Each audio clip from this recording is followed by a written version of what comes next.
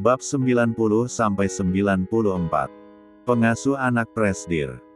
Diana dan Dion datang ke kantor perusahaan Kaisar. Mereka sengaja mampir melihat putranya itu setelah pulang dari suatu tempat, karena sudah 3 bulan ini mereka tak melihat Kaisar dan Kaisar pun sangat sibuk tidak punya waktu untuk berkunjung ke mansion. Niat hati Diana ingin memarahi putranya kini sirna ketika melihat wajah Kaisar yang begitu pucat saat bekerja. "Kau kenapa, Kaisar?" tanya Diana memperhatikan wajah putranya. Ibu Kaisar melihat kedatangan ibunya, ia tersenyum lalu memeluk ibunya. "Kau sakit? Wajahmu pucat sekali," tanya Diana sedangkan Dion, matanya tertuju pada sebuah piring di mana terdapat mangga muda di sana yang sudah terkupas. "Tidak ibu, aku baik-baik saja," balas Kaisar. Dion tersenyum melihat putranya dan tahu apa yang telah terjadi dengan putranya itu. Ia pikir mungkin mereka akan segera memiliki cucu kedua. Ada yang sedang ngidam. Celetuk Dion, ia membuka majalah bisnis yang ada di atas meja dan membacanya. Diana menoleh ke arah suaminya kemudian bergantian pada Kaisar. "Apa ibu mau punya cucu lagi?" tanya Diana yang membuat Kaisar membulatkan kedua matanya. Kaisar kemudian mencocokkan keanehan yang sudah terjadi pada dirinya dan kebiasaan Kaira sekarang. Kaisar baru paham mungkin apa yang dirasakan oleh Kaisar saat ini adalah sindrom Couvet, karena Kaira tengah mengandung benihnya. "Ibu, ayah, sepertinya aku harus segera pulang," kata Kaisar cepat.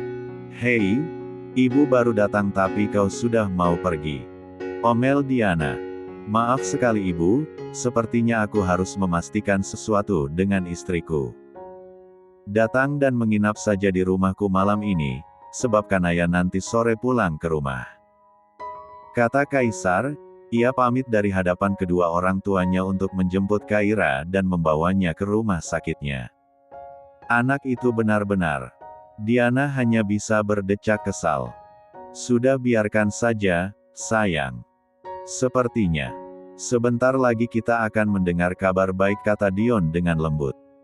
Diana tersenyum senang mendengarnya. Mereka kemudian memutuskan untuk menginap di rumah Kaisar malam ini.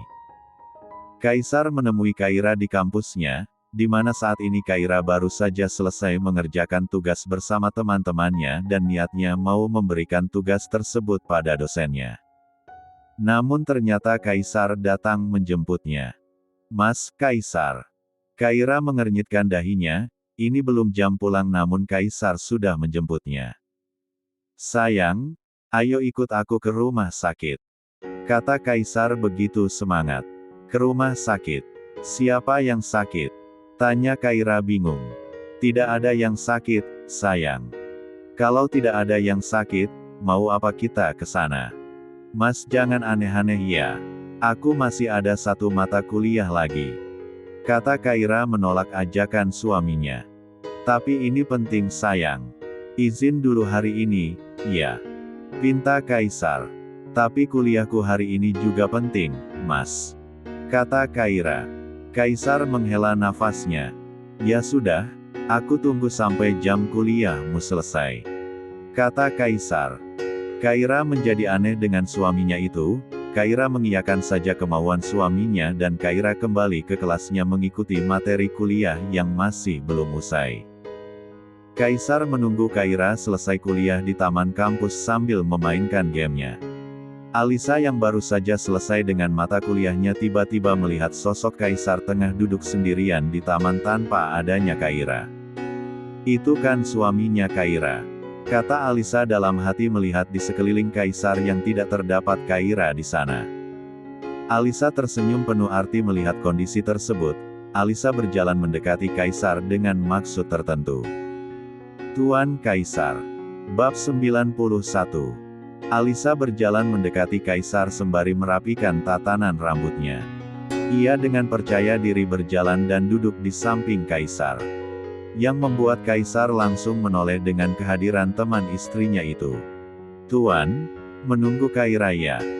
tanya Alisa dengan lembut. Kaisar melihat jelas jika Alisa tipikal gadis yang centil, semua itu bisa Kaisar tebak melalui suara Alisa.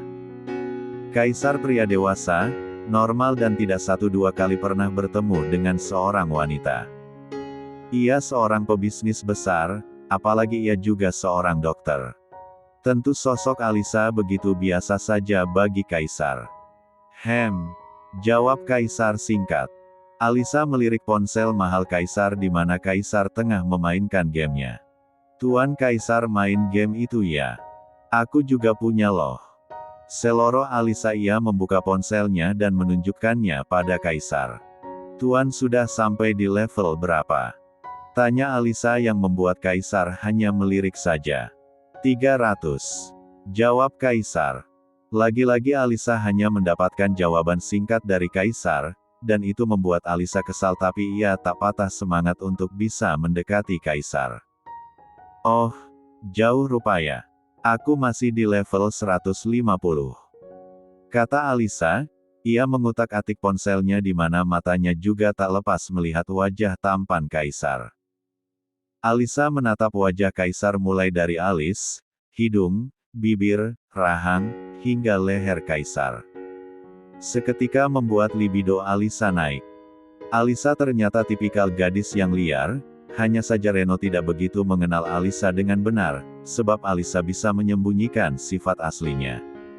Pasti dia jago di ranjang, kata Alisa dalam hati. Matanya kemudian melirik ke bagian celana Kaisar.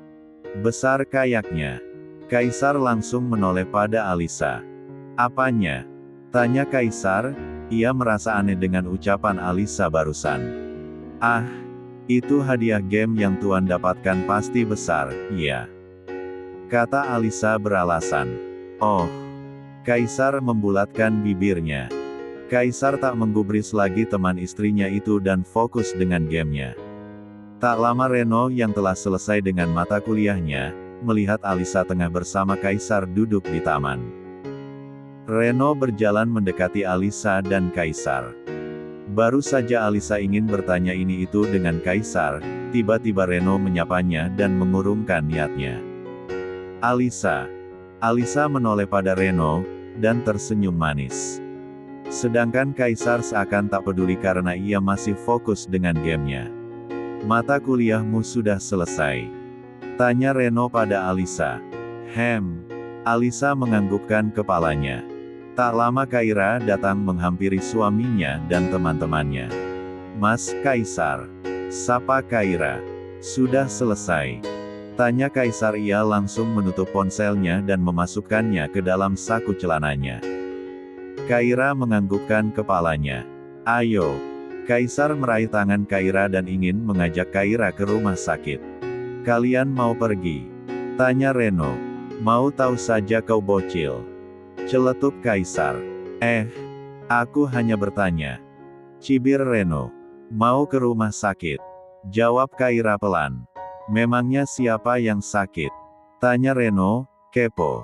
Mau tahu saja urusan orang. Kata Kaisar. Dasar bucin. Celetuk Reno. Biarin, itu tandanya suaminya cinta. Ledek Kaisar. Makanya nikah sana. Kata Kaisar lagi yang membuat nyali Reno menciut. Aku belum punya banyak uang untuk menghidupi anak orang. Kata Reno dengan santainya. Sudah tahu tidak punya uang, tapi sok-sokan punya pacar. Cibir Kaisar yang membuat Reno kesal. Hei, hubungan Kaisar dan Reno boleh dikatakan seperti Tom and Jerry, tidak pernah akur. Kadang bertemu mereka seperti adik kakak, namun terkadang juga sering meledek dan ujung-ujungnya bikin naik darah. Sudah-sudah jangan bertengkar. Aku duluan ya, Reno, Alisa. Ayo mas. Ajak Kaira membawa suaminya itu menjauh dari Reno agar mereka tak seperti kucing garong yang sering ngereok. Bab 92. Hesti menemui mantan kepala sekolah Kaira dulu yang kini telah menjadi seorang kepala dinas pendidikan. Ia duduk menunggu kedatangan mantan kepala sekolah tersebut. Dan tak lama beliau datang dan membuat Hesti bernafas lega. Dengan ibu siapa? Tanya pria yang sudah berusia 50 tahun tersebut. Hesti, saya ibu kandungnya Kaira, mantan siswi Anda dulu. Apakah Bapak masih mengenal anak saya? Tanya Hesti penuh harap. Kaira Anindya. Tanya pria itu, namanya Hendra. Iya, Pak. Hesti langsung menganggukkan kepalanya. Oh, jadi Anda, ibunya? Tanya Hendra. Benar Pak. Saya kemari ingin mencari tahu informasi mengenai putri saya. Selama ini saya di Dubai, begitu saya ke sekolah Kaira, katanya Kaira sudah pindah sekolah 1 tahun lalu. Barangkali Bapak bisa memberitahu saya kemana Kaira pindah sekolah. Kata Hesti menyampaikan maksud dan tujuannya. Hendra menganggukkan kepalanya paham dengan apa yang Hesti maksudkan. Kaira memang sudah pindah sekolah 1 tahun lalu, kalau tidak salah dipindah sekolah di daerah XX. Seseorang datang mengurus perpindahan sekolahnya, sangat disayangkan sekali padahal Kaira itu anak yang pintar dan selalu kami beri beasiswa sekolah gratis. Kata Hendra menjelaskan apa yang ia ketahui mengenai Kaira. Daerah XX. Ucap Hesti dan Hendra menganggukkan kepalanya. Terima kasih, Pak. Kalau begitu saya permisi. Kata Hesti belum sempat ia pergi, Hendra langsung berkata lagi. Apa ibu tidak tahu kalau Kaira sudah menikah? Tanya Hendra. Hesti tentu saja langsung menoleh dan terkejut mendengarnya. Hah? Hendra menganggukkan kepalanya, ia tentu saja tahu mengenai Kaira yang sudah menikah. Sebab suaminya sendiri yang mengatakannya saat Kaisar memberikan donasi ke sekolah dengan jumlah uang begitu besar, yang mengetahui fakta kalau Kaira sudah menikah pun hanya Hendra seorang di sekolah itu. Suaminya sendiri yang mengatakannya, pada saat kenaikan kelas. Kata Hendra mengingat momen itu. Maksud Bapak apa? Apa Bapak bercanda? Putriku masih terlalu dini untuk menikah, Pak. Kata Hesti, ia merasa tak percaya dengan apa yang diucapkan oleh mantan kepala sekolah putrinya itu. Betul, Bu. Kaira itu sudah menikah. Suaminya pada waktu itu memberikan donasi ke sekolah dengan jumlah uang yang begitu besar. Dia bahkan berani menghubungi pemilik yayasan sekolah. Katanya ayahnya itu teman baik pemilik yayasan sekolah. Kata Hendra lagi menjelaskan. Sepertinya Kaira hidupnya baik-baik saja, Bu. Sebab suaminya itu sepertinya orang baik dan kaya raya. Kata Hendra lagi. Hesti jadi terdiam mendengarnya. Apa Bapak tahu seperti apa wajah suami putri saya? Alamatnya mungkin? Tanya Hesti to the point. Saya tidak tahu pastinya, Bu. Tapi terakhir yang saya lihat, pada saat anak saya menikah suami anak ibu itu datang ke pernikahan anak saya. Kata anak saya dia itu bosnya. Kata Hendra lagi. Bos? Di mana dia bekerja Pak? Biar saya mencarinya. Tanya Hesti lagi. Abraham Company. Putraku bekerja di sana sebagai asisten pribadinya. Nama putraku, Devan. Ibu bisa menemuinya terlebih dahulu. Kata Hendra menjelaskan, ia bahkan memberikan nomor ponsel Devan pada ibunya Kaira. Hesti menjadi terharu, pada akhirnya ia bisa menemui titik temu keberadaan putrinya. Hesti mengucapkan banyak terima kasih pada mantan kepala sekolah putrinya itu. Ia bahkan memberikan Hendra uang, namun Hendra menolaknya. Terima kasih banyak, Pak. Sama-sama Bu. Bab 93. Kaisar mengemudikan mobilnya ke rumah sakit miliknya. Ini pertama kalinya bagi Kaira ke rumah sakit, sebab Kaira sangat tidak suka dengan rumah sakit. Kita mau apa ke rumah sakit? Kata Kaira cemberut. Aku mau memastikan sesuatu, sayang. Jawab Kaisar pelan, ia benar-benar ingin memeriksa dengan jelas apakah Kaira benar-benar hamil atau tidak. Kenapa tidak Mas Kaisar saja? Aku tidak suka bau rumah sakit. Kata Kaira. Kaisar tersenyum, ia kemudian memberikan Kaira masker. Biar tidak bau rumah sakit. Kata Kaisar dengan entengnya. Kaira menghembuskan nafasnya, mau tidak mau ia harus menuruti permintaan suaminya. Tak lama mobil mereka tiba di rumah sakit. Kaisar menggenggam tangan Kaira masuk ke dalam rumah sakit menuju ruang pemeriksaan miliknya. Para perawat dan dokter yang melihat kedatangan pemilik rumah sakit itu langsung menunduk hormat padanya. Kaira hanya melihat itu, dan merasa malu. "Kau harus terbiasa, sayang." Kaisar melepas masker yang dipakai oleh Kaira, agar wajah istrinya itu dikenali oleh para bawahannya, dan Kaira juga disegani oleh mereka. Istri Dokter Kaisar, benar-benar masih muda, cantik. Bisik para perawat yang melihat Kaisar menggandeng tangan Kaira, sebelum mereka masuk ke dalam lift. Saat Kaira sudah berada di dalam ruang pemeriksaan Kaisar, Kaisar menyuruh Kaira untuk berbaring di ranjang pemeriksaan. "Lah kok aku yang diperiksa? Kan aku tidak sakit?" tanya Kaira bingung. "Memang tidak sakit, aku hanya ingin memastikan saja, adiknya Kanaya sudah ada di sini atau belum," kata Kaisar sembari tersenyum memegang perut Kaira. "Hah?" Kaira melongo mendengarnya. Kaisar menempelkan alat USG di perut rata Kaira, dan melihat di monitor.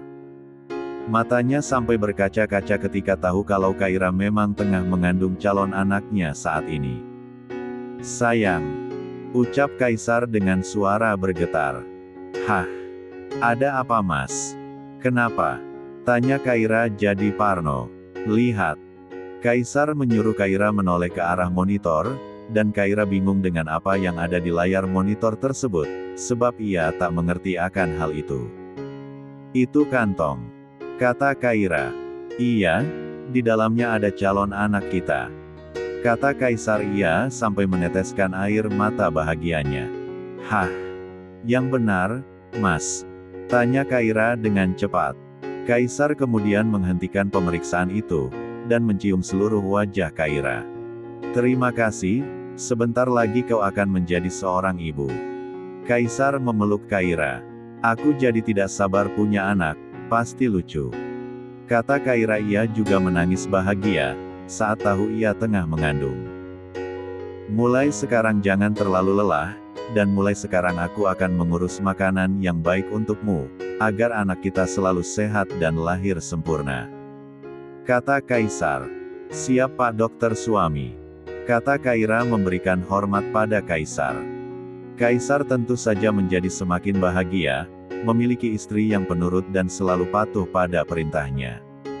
"Ayo kita pulang," ajak Kaisar. "Mau makan boleh?" tanya Kaira. "Makan apa, Hem?" Kaisar balik bertanya. "Nasi Padang," ucap Kaira cepat. Kaisar langsung tergelak tawa, karena memang hobi Kaira saat ini adalah makan. Saat di restoran Padang, Kaisar hanya menggelengkan kepalanya ketika melihat Kaira makan begitu lahapnya. "Ini enak," kata Kaira, "ini juga enak." Semua makanan yang ditunjuk oleh Kaira ia katakan enak. "Bungkus ya," ucap Kaira dengan polosnya, dan Kaisar langsung tertawa mendengarnya. "Iya, kita bungkus semua yang kau suka." Kaisar mengelus pucuk kepala Kaira. "Suami aku memang yang terbaik, sudah ganteng, baik, plus banyak duit." Seloroh Kaira yang membuat Kaisar langsung kembali tertawa. Bab 94. Kaisar dan Kaira pulang ke rumah di mana ia melihat Kanaya sudah pulang dan Anya masih berada di rumah mereka, mengobrol dengan kedua orang tua Kaisar. "Assalamualaikum," ucap Kaisar. "Waalaikumsalam," jawab mereka. Kaira langsung menyalami kedua mertuanya. "Ayah, ibu kapan datangnya?" tanya Kaira pada kedua mertuanya.